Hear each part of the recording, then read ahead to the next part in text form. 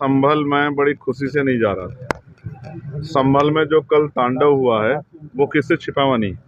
और जिस तरह से पुलिस के अधिकारियों ने, जो पीड़ित परिवार द्वारा बताया गया, जिस तरह से खुलेआम गोली चला के, अगर आप लॉ एंड ऑर्डर मेंटेन करना चाहते तो आप पैर की तरफ भी गोली चला सकते थे। लेकिन आजकल कुछ अधिकारी सरकार को खुश करने के लिए सीने पे गोली चलाते हैं, सर पे गोली चलाते हैं, और ये ज्यादातर मामलों में देखा गया है। तो उन पीड़ितों का दर्द सुनने के लिए, क्योंकि सुबह हमने पार्लियामेंट में जैसे सेशन स्टार्ट हुआ हमने इस विषय को उठाया, लेकिन स्पीकर साहब ने सदन स्थगित कर दिया। उनको परमिशन है तो वो अपने अधिकारों का प्रयोग उन्होंने किया। हम अपने अधिकारों का प्रयोग करते हुए, मैं पीड़ित परिवार मिलने जाना चाहता था। मेरी वहाँ के अधिकारियों से बात हुई है। हापुड़ पुलिस का ये कहना है कि आपके वहाँ जाने से लॉ एंड ऑर्डर डिस्टर्ब हो जाएगा। मैं भी नहीं चाहता लॉ एंड ऑर्डर डिस्टर्ब हो, लेकिन मेरी ये तकलीफ है कि जिन परिवारों ने अपने बच्चे खो दिए, जो माएँ आंसू आंख में लेकर मेरा इंतजार कर रही हैं, जिनके परिवारों में शायद कमाने वाला चला गया है, आज उन पे जो बीत रही है, और ऐसे में अगर मेरे जैसा आदमी जो सड़कों पे लड़ता है, अगर वो आज उनके साथ ना खड़ा हो तो शायद मैं अपने आप को माफ ना कर पाऊँ। इसलिए मैं वहाँ जाना चाहता था। मैंने वहाँ के आईजी, डीआईजी से, वहाँ कमिश्नर से बात की। उन्होंने मुझसे कहा कि यहाँ जो है मजिस्ट्रेट ने जो है निषेध कर दिया है बाहरी व्यक्ति का आना। मैंने उनसे कहा कि मैं खुशी से नहीं आ रहा हूँ, आप वहाँ फिर इन्वेस्टिगेशन करें।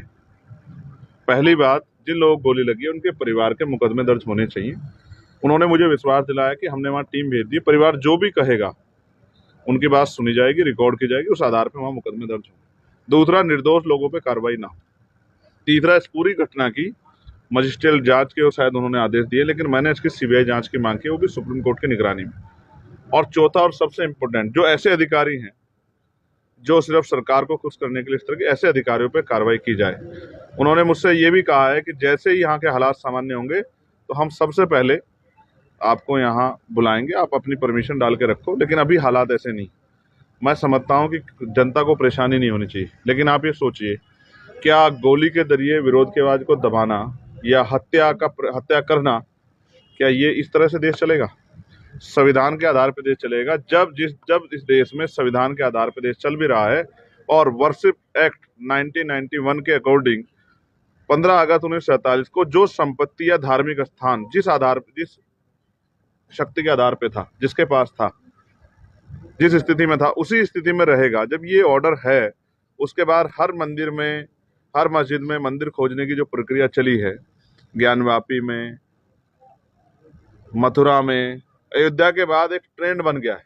और मैं समझता हूँ कि इससे नौजवानों का कोई भला नहीं हो रहा है, लेकिन नौजवानों की जान जरूर जा रही है। मैं ऐसे अधिकारियों को, अब आप ये बताइए कैसे फेयर है कि एक ही दिन जो है एप्लीकेशन डलती है, उसी दिन जो है पिटीशन दायर होती है, उसी दिन ऑर्डर हो जाता है, उसी दिन शाम में सर्वे कमेटी बन जाती है बिना दूसरे पक्ष से सुने। ये कैसा न्याय है?